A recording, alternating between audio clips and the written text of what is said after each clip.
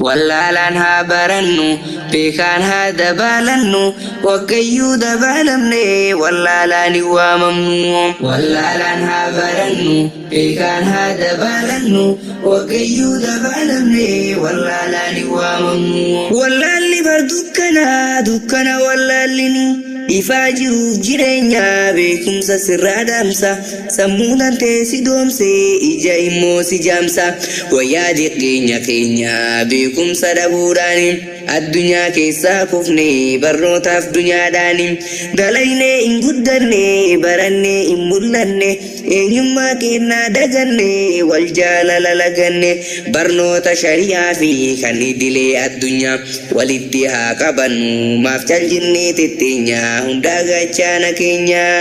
siiraa ulamoota haa barannu hundaanii wallaala balleessuuf waan isaan ta'anii dhalootaaf dabarsuuf hedduu rakkatanii lafa isii hin beeyneef nama isaan hin beeyne keessa naannayanii lafaatii guddaadhaan har'a nuun gayanii wallaalaan haa barannu beekaan haa dabaalannu waggayyuu dabaalamne wallaalaan hin waamamnu wallaalaan haa barannu beekaan haa dabaalannu waggayyuu dabaalamne wallaalaan hin waamamnu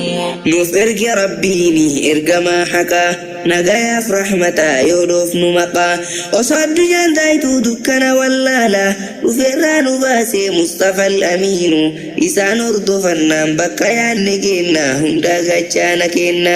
ulamoonni har'aa barattoota kalee rakkoo hedduu obsee injifannoon galee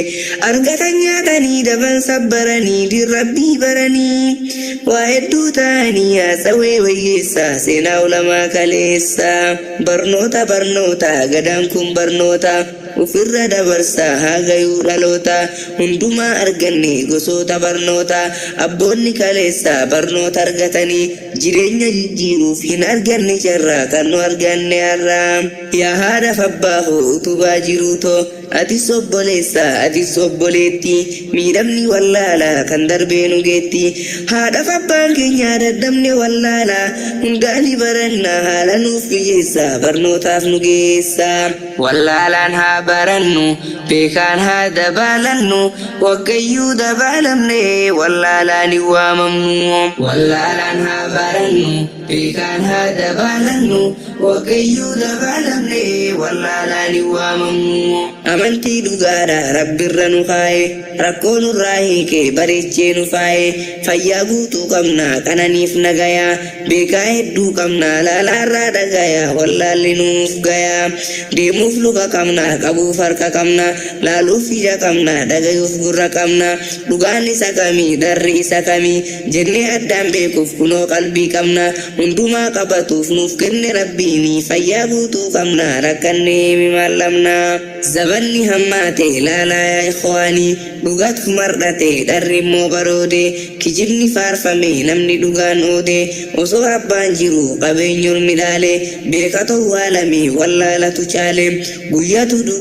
dukkana taddaata jaahilli iftuule beekaadha fakkaata sababni wallaala rakkoon meeqaatama kan miidhamaa turre waggaa 150 nu maal akka taane hunduu nu hubate dhabiinsa tokkummaa nurratti argate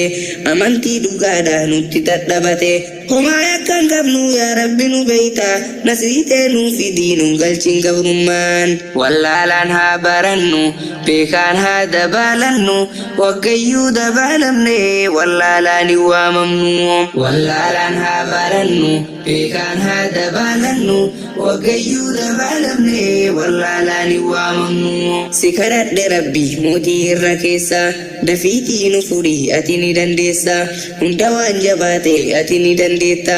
yaa rabbi kadhaa koo dhageetta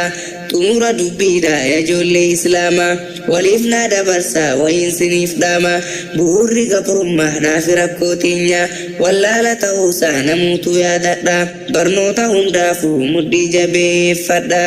wallaalaan haa barannu beekaan haa dabaalannu waggayyuu dabaalamne wallaalaan hin waamamnu wallaalaan haa barannu beekaan haa dabaalannu waqayyuu dabaalamne wallaalaan waamamnu wallaalaan haa barannu beekaan haa dabaalannu waqayyuu dabaalamne wallaalaan waamamnu wallaalaan haa barannu beekaan haa dabaalannu waqayyuu dabaalamne